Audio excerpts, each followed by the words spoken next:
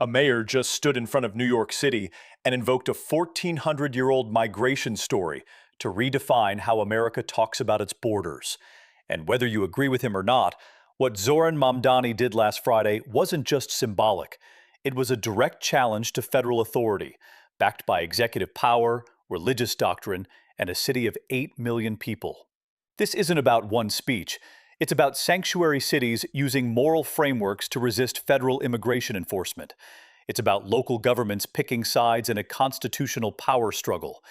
And it's about a new strategy emerging on the left that could reshape how blue states handle ICE, deportations, and executive orders from Washington.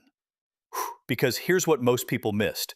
Mamdani didn't just talk about compassion. He signed an executive order. He named federal agents as abusers of power. And he framed resistance to Trump-era deportation policy as a religious duty. The question isn't whether this was bold. The question is whether it's legal and whether other Democratic mayors are about to follow his lead. Let's break down what actually happened, what it means for federal-local power dynamics, and why this moment could define immigration policy for the next 4 years. And if you're someone who watches politics for the moves behind the headlines, not just the headlines themselves, you're already in the right place. Hit subscribe. This is where we go deeper. So here's the setup.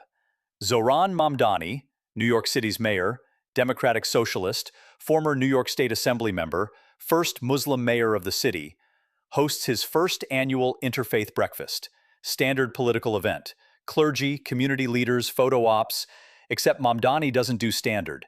He opens by talking about the stranger, not as a metaphor, as a legal and moral category that he argues should guide U.S. immigration law. Then he invokes the Hijrah, the migration of Prophet Muhammad from Mecca to Medina in 622 CE, a foundational event in Islamic history, a story of persecution, exile, and sanctuary.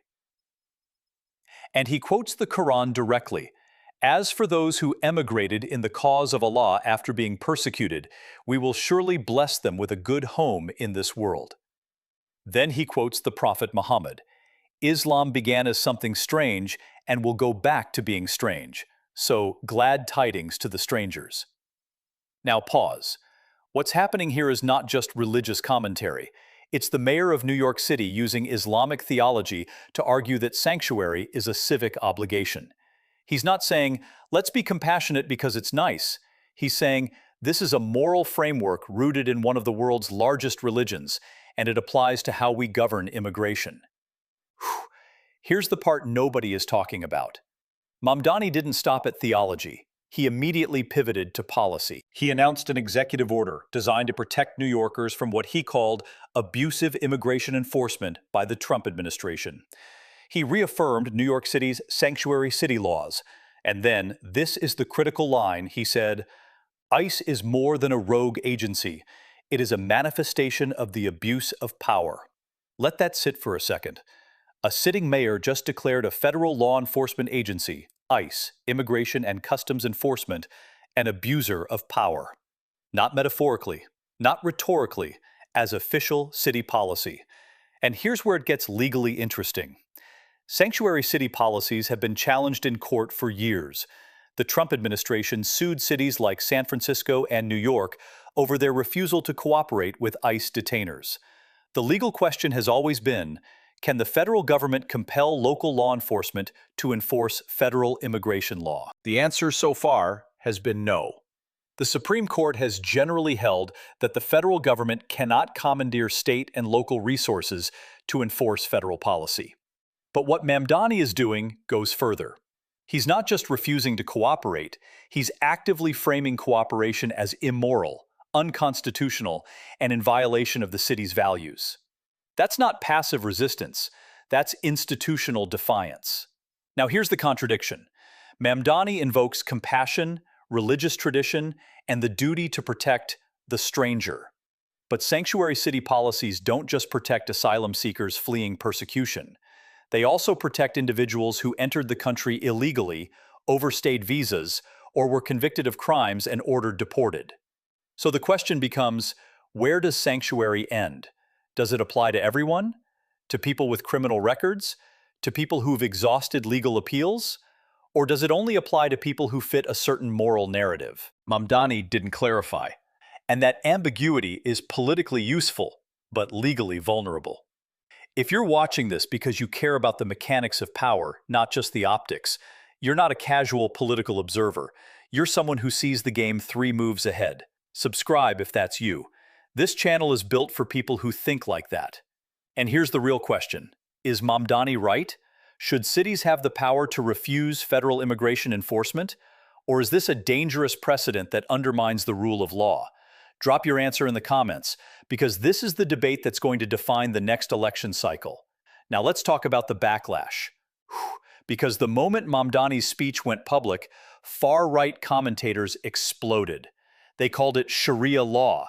They accused him of putting religion above the Constitution.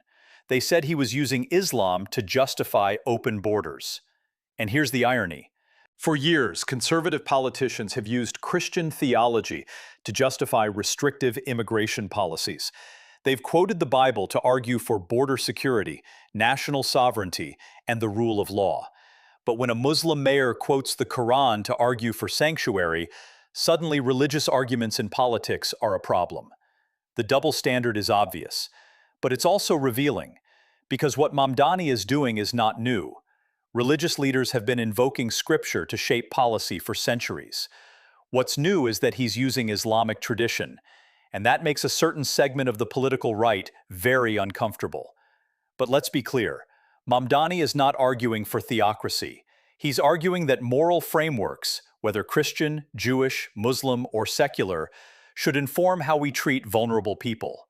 The question is whether that's compelling, or whether it's a distraction from the legal and logistical challenges of immigration enforcement. Because here's the reality. New York City is home to over 3 million immigrants. Roughly 500,000 are undocumented. ICE conducts thousands of arrests in the city every year. And under the Trump administration's policy priorities, those numbers are expected to rise sharply. So when Mamdani says he's protecting New Yorkers from, quote, abusive immigration enforcement, he's talking about hundreds of thousands of people. But he's also talking about billions of dollars in federal funding that could be at risk if the city is seen as obstructing federal law. The Trump administration has already threatened to cut federal grants to sanctuary cities. In 2017, the Justice Department announced it would withhold public safety grants from jurisdictions that don't cooperate with ICE. New York sued, and won. But the legal battle isn't over. Because if the next Republican administration decides to escalate, if they tie all federal funding to immigration cooperation, cities like New York will face a choice: comply or lose billions. And that's the real test of sanctuary city policies. Not the speeches, not the symbolism, the budget. Can cities afford to resist? So here's what's actually at stake. This isn't just about New York. It's about whether Democratic-controlled cities can build a parallel immigration system that operates independently of federal enforcement. Because if Mamdani's executive order holds, if other mayors follow his lead, you could see a future where blue cities effectively nullify federal immigration law within their jurisdictions. Not officially, not legally, but functionally. ICE can still operate in New York, but without local cooperation, their capacity shrinks. Without access to city jails, local databases, or police resources, federal agents have to rely on their own personnel and intelligence. And that changes the math. If every major Democratic city adopts this strategy, you're looking at a de facto 2-tier immigration system. One in red states, one in blue cities. That's not speculation. That's the direction we're already heading. But here's the flip side. If federal courts rule that sanctuary policies obstruct lawful immigration enforcement, cities could be forced to comply or face crippling financial penalties. And if that happens, Mamdani's executive order won't just fail. It'll set a precedent that weakens sanctuary protections nationwide. So the stakes are existential. For immigrant communities, this is about safety, family separation, and the ability to live without fear of deportation. For local governments, it's about constitutional authority and the limits of federal power. And for the country, it's about whether immigration policy is decided in Washington or in city halls.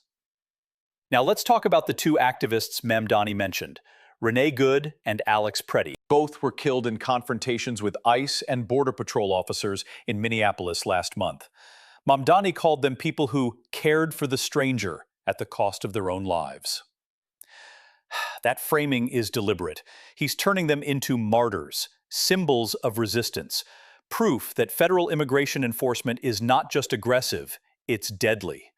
Whether that framing is fair is a separate question, but politically, it's powerful, because it shifts the debate from law enforcement to human cost. And in that framing, Mamdani wins. So here's where we are. A mayor invoked a 1,400-year-old migration story to challenge the authority of the federal government. He signed an executive order. He called ICE an abuser of power, and he framed sanctuary as a religious and civic duty. Whether you see that as courageous or dangerous depends on where you stand. But one thing is certain. This is not the last time you'll hear this argument. If you want to stay ahead of where this is going, subscribe. This is just the beginning. And if you want to understand the legal framework behind sanctuary cities and how they've survived court challenges, the next video breaks it all down. It's the other half of this story. Links on screen. Let's keep going.